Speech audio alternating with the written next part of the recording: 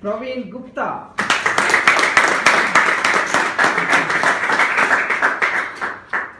Thank you. These heavy words really put me into something when I start feeling what is expectation out of me. Toastmaster of the day, fellow Toastmasters, guests, area director and district director. Good evening. Good evening. Now this project is a very special one and it calls me to sell a product. But guess what? I have nothing to sell. There is no product. Instead, what I'm going to do this evening is bring all of us very close to a mirror. A magic mirror. Now all the beautiful girls in this room, don't turn to the mirror and start asking, mirror, mirror on the wall, who is most beautiful of us all? Because it will not respond to you. What instead will happen if you listen to me carefully? This mirror today will give a reflection of all of us. And it will tell us how powerful we are, how blessed we are, and what we can do to some fellow human beings who are not as blessed as we are, who are not as fortunate as we are. April 2001, I met a person. His name is Sudhir.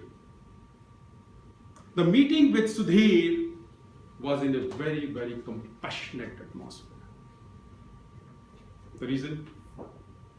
It was third day of my mother passing away. Sudhir had come down to our place to chant some mantras and to narrate some stories to bring peace to the disturbed mind of the family.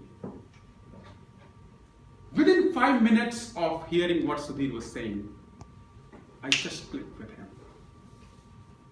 What he was saying was passionate, compassionate, and also something very deep.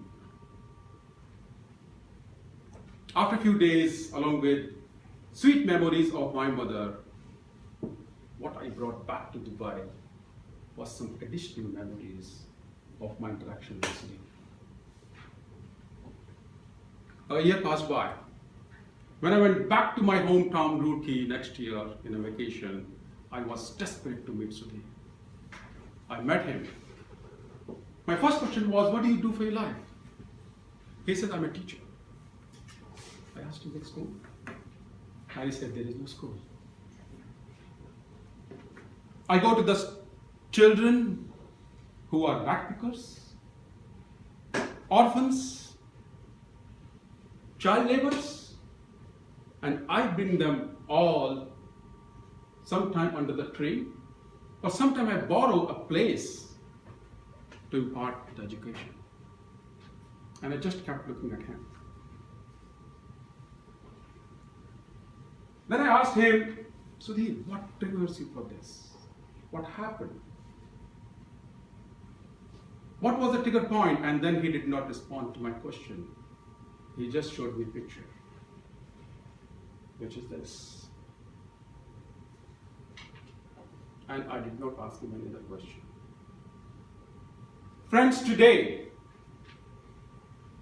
don't we all think that it is our purpose of life? It can become, if whatever we can, within our capacities, to just extend our arm or our means and hold hand of some unfortunate people and impart some education to them,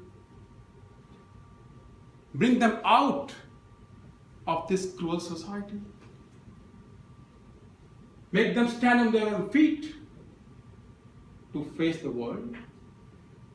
And that was the time I made myself associated with Sudhir.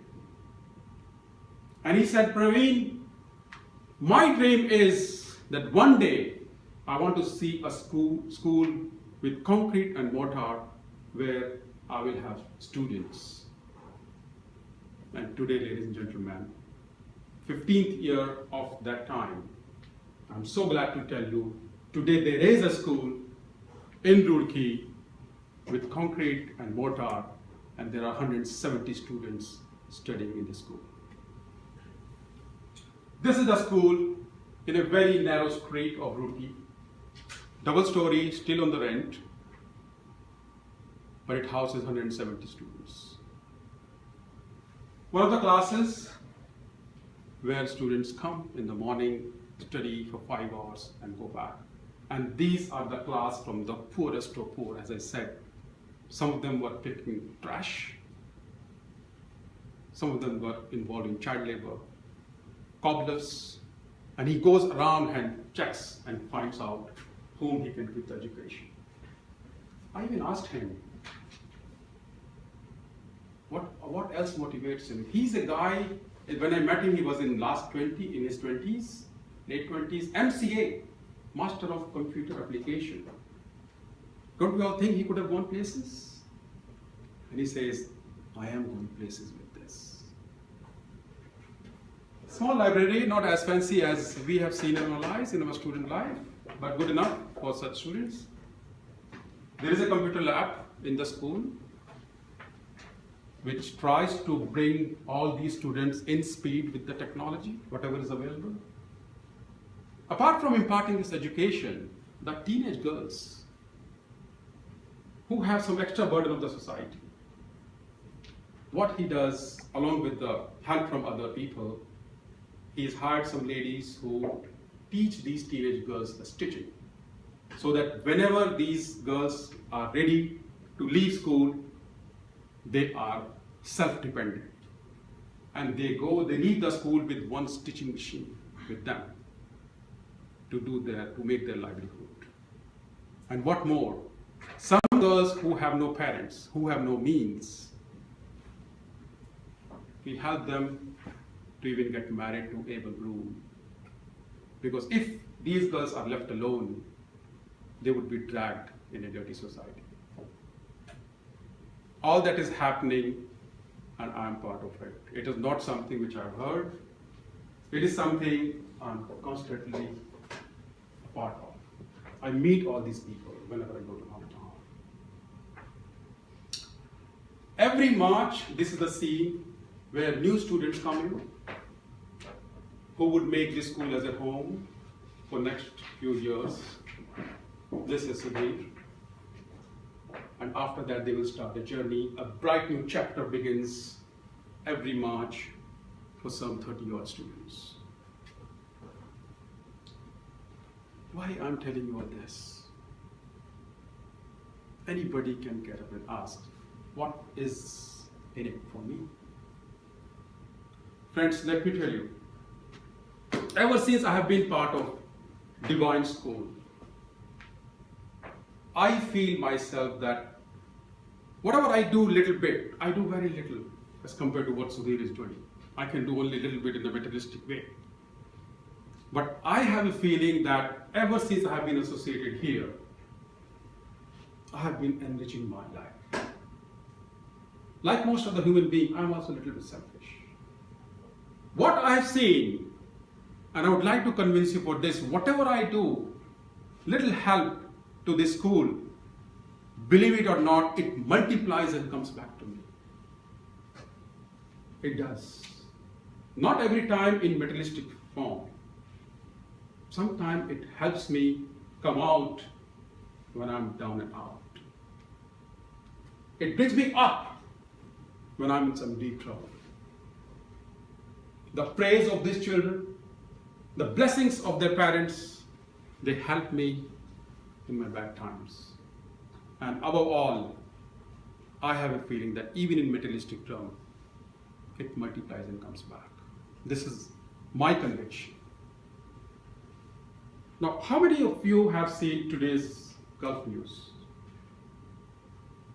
There is a whole page article about Azim Premji, the third richest man in India. $16 billion is his personal wealth. And he talks in the whole page about philanthropy. Till date, he has donated $8 billion. If he did not do that, he would have been richest, above Mukesh Ambani. Now, I'm such a small man. I'm convinced that charity to the real needy is worth doing. A big man like Azim Premji is convinced that charity is worth doing. So I'm sure everybody between me and Azim Premji have reason to get convinced.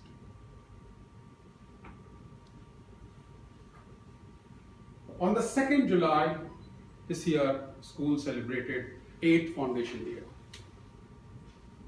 And from this July onwards, for the whole year, we are running a campaign called Touch a Heart. In that, we are collecting the people, the like-minded people, with the significance we want to touch these little, mild, tiny hearts, as many as possible, with whatever we can, whatever means we have.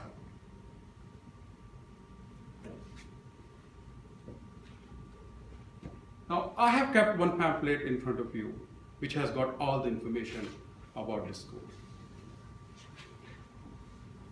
I am so convinced, friends, that on the risk of being branded as not a religious person, all my donations and charities are targeted on such needy persons, because there I know what is being used for the money you give. Temples, other religious places, and even there are other huge places like this where there are so many people who give charities. But such kind of small places, there are very few people who give charity because they don't know what's happening. Since I belong to this place and I'm in touch and I go and meet with all these people, I know what is happening to my money when it goes there. Each child, the total expense comes to about 10,000 rupees for the whole year. So whenever I meet my friends and then we discuss, I tell them even 100 dirham is good enough for one child expense for 2 months. It goes a long way for every child, just a 100 dirham. So all the informations are there on the brochure which I've kept in front of you. Please do due diligence, cross-check. And if any of you wants to help Divine School, please contact me. I'm here today or even later on, and I'll be more than glad. I've been doing this and enriching my life. I hope some of you can enrich your lives. Toastmasters.